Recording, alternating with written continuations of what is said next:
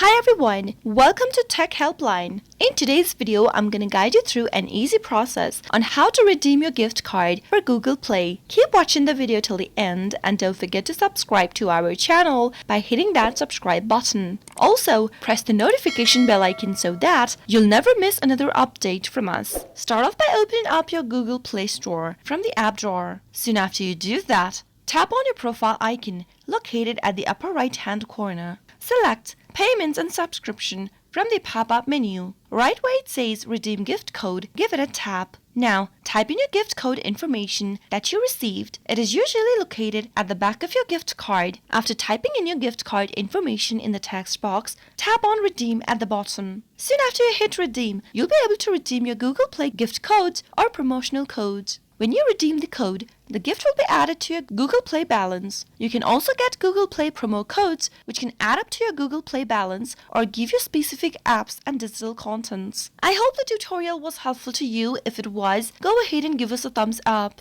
I'll soon be back with more tutorial videos like this. Thank you for watching.